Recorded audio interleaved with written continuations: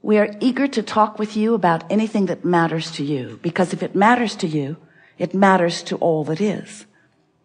Your life has caused you to focus, and that's really what we're going to be talking about here today, isn't it?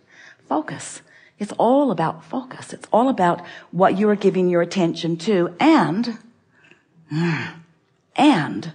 what you are giving your attention to in vibrational relationship to how the source within you feels as the source within you gives its attention to what you're giving your attention to.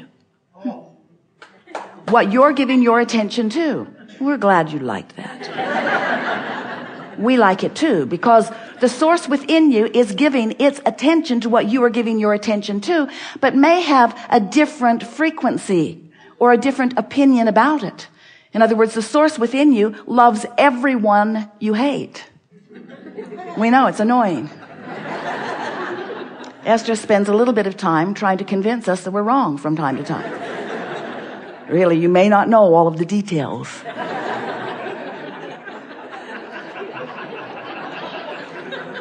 But the source within you is aware of what you're aware of and has a frequency that is being offered, and we want you to know it's the dominant frequency. It's the frequency that will survive your physical death.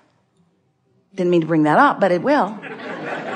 It will survive. That leading edge part of you will survive when you reemerge into non-physical. And so we just want you to know that you can have your blending with that right here, right now, on the subjects, in the conversations, in the moments that are most important to you, right here, right now. That's what you really want. You said, I'll go forth into a physical environment and I will explore it to my fullest capacity. That's what you said. We told you we would remind you. It's annoying now, we know.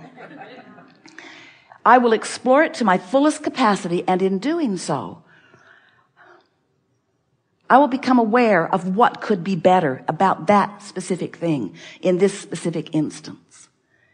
And when that awareness of what I don't want is vivid within me, I know, you said, because you knew, that in knowing what I don't want, that a clear awareness of what is wanted would be born at the same time. And isn't that always the way that it is? Don't you always know more clearly what you do want when you're right smack dab in the middle of what you don't want? Isn't that when it becomes clear? Now you don't do, we love you very much. You know there's something coming after those words. We love you very much. You don't do a very good job of being a vibrational match to what you do want when you're just experiencing what you don't want, because what you don't want has your, in many cases, full attention. Your physical, human, undivided attention.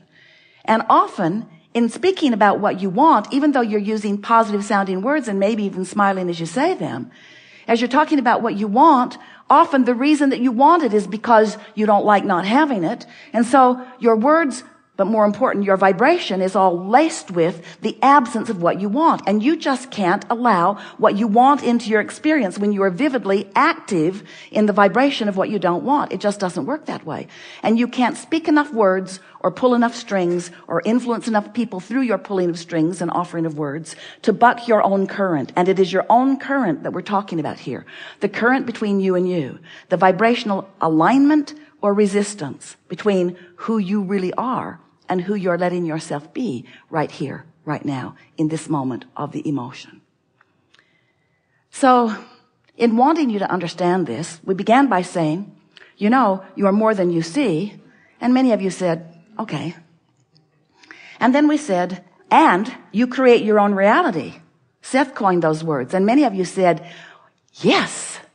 And then you said, yes. We create our own reality? That seems like responsibility. And I'm certain that I wouldn't create this reality, this specific thing, because I don't want it. Why would I create something unwanted? And we say, we didn't say that you create it on purpose. We said you create it. You create it by your attention, by your focus, by your vibrational stance, by your point of attraction. Because whatever you're giving your attention to has a vibrational frequency. And as you focus upon it, you offer that frequency. You become that frequency. It becomes your point of attraction. And law of attraction answers your point of attraction with other things like it. So when you're knowing what you don't want, law of attraction is saying, well, you might not like this too, here. Oh, you might not like this either, here. How's it going? Want some more? How about this? How about this? Now, the wonderful thing about that is, in knowing what you don't want, you're launching these rockets of what you do want. But the question that we want to put to you is, how long will it be once you've launched that rocket of desire before you become aware that you're not lined up with it and you make some effort to become a vibrational match to it? And that really is what the art of allowing is all about. It's about you allowing yourself to be a vibrational match, not just to what you want, but that's a big thing, but to who you have become as a result of wanting it, who you really have become as a result of the contrast that has caused you to become it.